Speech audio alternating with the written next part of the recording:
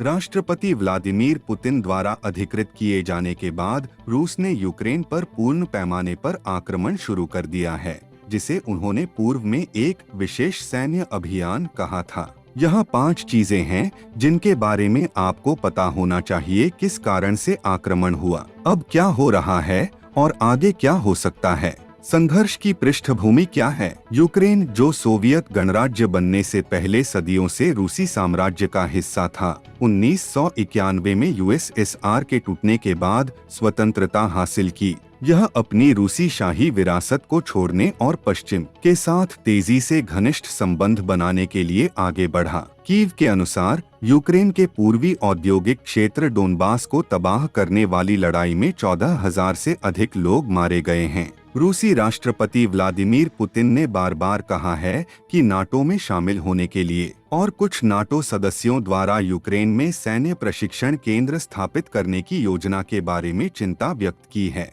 रूस क्या चाहता है, यह इस बारे में अधिक है कि रूस क्या नहीं चाहता है। रूस यूक्रेन को नाटो में नहीं चाहता है और पिछले दिसंबर में अमेरिका को भेजी गई सुरक्षा मांगों की अपनी सूची में उतना ही कहा है। मांगों में रूस की सीमा के पास किसी भी नाटो अभ्यास को रोकना शामिल है। यह भी चाहता है कि नाटो पूर्वी यूरोप से हट जाए। क्या यूक्रेन नाटो में शामिल हो सकता है? यूक्रेन नाटो का सदस्य नहीं है, लेकिन वह बनना चाहता है। इसे गठबंधन का भागीदार माना जाता है। गठबंधन में यूक्रेन के प्रवेश के लिए निकाय बनाने वाले 30 राज्यों की सर्वसम्मत स्वीकृति की आवश्यकता होगी। आक्रमण कैसे हुआ? डोनबास क्षेत्र में गोलाबारी सोमवार से तेज हो गई थी, जब पुतिन ने डोनेट्स्क और लुहांस्क के 2 अलग अलग क्षेत्रों को स्वतंत्र रूप में मान्यता दी और शांति सैनिकों की तैनाती का आदेश दिया।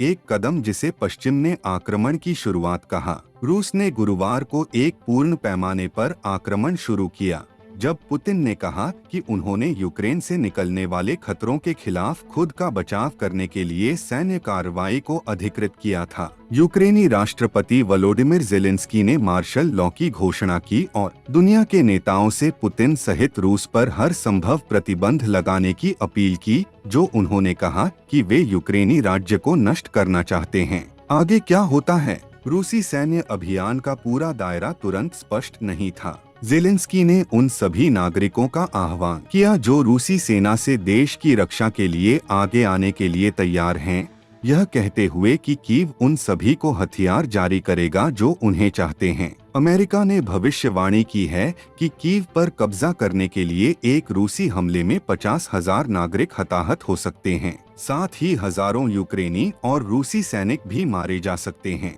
युद्ध और प्रतिबंधों की ऊर्जा और वस्तुओं के बाजारों को बाधित करने की संभावना ने वैश्विक अर्थव्यवस्था के लिए एक तत्काल खतरा पैदा कर दिया, जो कि महामारी से मुश्किल से उभर रही है। स्टॉक और बॉन्ड यील्ड में गिरावट आई, जबकि डॉलर और सोने में तेजी आई। 2014 के बाद पहली बार ब्रेंट ऑयल $100 प्रति बैरल के पार पहुंचा। रूस और यूक्रेन युद्ध पर आप क्या सोचते हैं? वीडियो को लाइक, कमेंट और शेयर करें। हमारे YouTube चैनल को भी सब्सक्राइब करें।